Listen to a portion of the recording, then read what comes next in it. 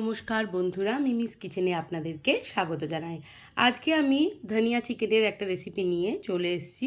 যদিও এই রেসিপিটা আমার আগের রান্নাতে আছে, কিন্তু যেহেতু পুরনো অনেক দিনের হয়ে গেছে, তো সেই জন্য আবার নতুন করে এই রেসিপিটা আমি আপনাদের সামনে নিয়ে এলাম। এখানে আমি নিয়ে নিয়েছি 700 গ্রাম চিকেন। ওপর থেকে প্রথমে দিয়ে দিলাম সাদা তেল, আর দিয়েছি অল্প পরিমাণে হলুদ, সেটা আগেই আমি মাখিয়ে নিয়েছি, শুধু হলুদ ছিল। এরপর দিয়ে দিচ্ছি আদা, রসুন আর লাল লঙ্কার একটা পেস্ট। তারপর দিয়ে দিচ্ছি ধনে পাতার বাটা। এরপর দিয়ে দিচ্ছি বড় টেবিল চামচের 2 চামচ টক দই, গোলমরিচের গুঁড়ো। টক দইটা কিন্তু আমি ফেটাইনি। এবার ভালো করে হাত দিয়ে সমস্ত উপকরণগুলোকে মাংসের সাথে মাখিয়ে নিচ্ছি। খুব সহজে এবং খুব কম মশলায় তৈরি হয়ে যায় এই ধনিয়া চিকেন। খেতে অসাধারণ লাগে, খুব একটা মশলা এখানে লাগে না।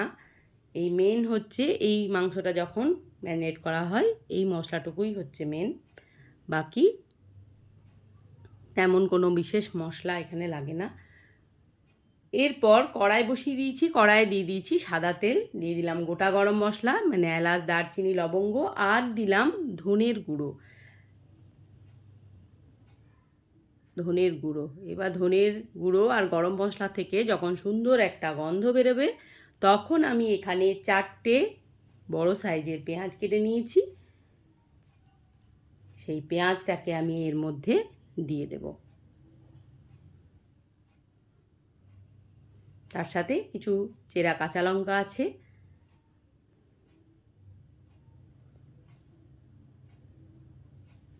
এবার ভালো করে চিকেনটাকে, ম্যারিনেট তো করাই আছে, এবার পেঁয়াজটাকে ভালো করে ভেজে নিচ্ছি। আর চিকেনটা মোটামুটি 1 ঘন্টা মতন কিন্তু ম্যারিনেট করে রাখতে হবে, তাতে চিকেনটা খেতে ভালো হবে আর নরমও হবে।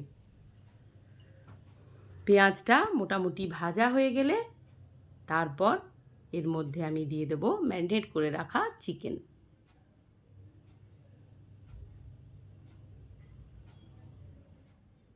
পেঁয়াজটা মোটামুটি ভাজা হয়ে গেছে, এরপর চিকেনটা আমি দিয়ে দিচ্ছি।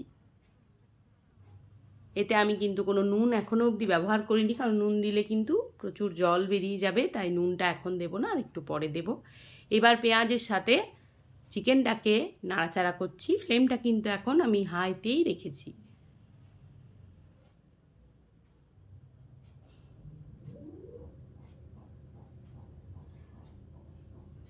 এরপর দিয়ে দিচ্ছি নুনটা দিয়ে আবারও নাড়াচাড়া করে নিচ্ছি।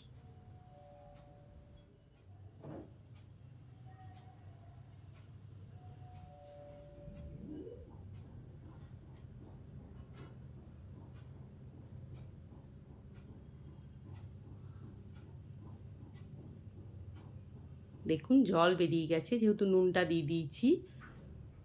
এবার কিন্তু ভালো করে কষাতে হবে মাংসটাকে। ঢাকা বন্ধ করে দেব।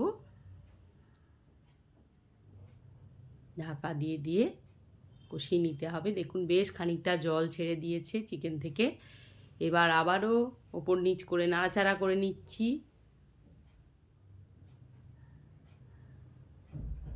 খুব কম মশলায় কিন্তু এই ধনিয়া চিকেনটা তৈরি হয়ে যায়। আর ওই যে বললাম, খেতে কিন্তু খুব ভালো লাগে। রুটি, ভাত, ফ্রায়েড রাইস সবের সাথে এটা খেতে খুব সুন্দর লাগে। আর ধনেপাতার যে একটা অসাধারণ স্মেল, সেটা তো আমরা সবাই মোটামুটি কম বেশি সবাই পছন্দ করে। আবার অনেকে আছে ভালো লাগে না যাদের, সেটা আলাদা। কিন্তু যারা পছন্দ করে তাদের জন্য ধনেপাতার গন্ধটা একদম রাজকীয় ব্যাপার লাগে। আমার তো নিজের ভীষণ পছন্দ ধনেপাতার ফ্লেভার। এবার ঢাকা দিয়ে দিয়ে মাঝে মাঝে কষিয়ে নিচ্ছি। এবার আমি দিয়ে দেবো কিন্তু টমেটো। একটা বড় সাইজের টমেটো আমি এর মধ্যে দিয়ে দিলাম। আবারও মাংসটাকে নাড়াচাড়া করে দিচ্ছি। এখানে কোনো রকম জলের আর ব্যবহার কিন্তু আমি করব না, আর কোনো লঙ্কার গুঁড়ো এখানে আমি দিইনি। এবার দিয়ে দিলাম আবারও খানিক কটা চেরা কাঁচা লঙ্কা, আর সবার শেষে যেটা দিলাম সেটা হচ্ছে ধনেপাতার পেস্ট। খানিকটা রেখে দিয়েছিলাম, সেটাকে আবার মাংসটা কষিয়ে যখন শেষের দিকে তখন আবার ওইটা দিতে হবে ধনেপাতা বাটাটা, তাহলে বেশ ফ্লেভারটা থাকবে।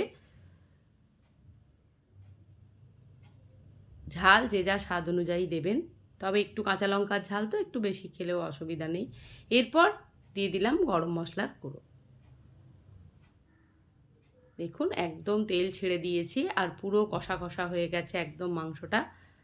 এটা কিন্তু ঝোল হবে না, একদম একটু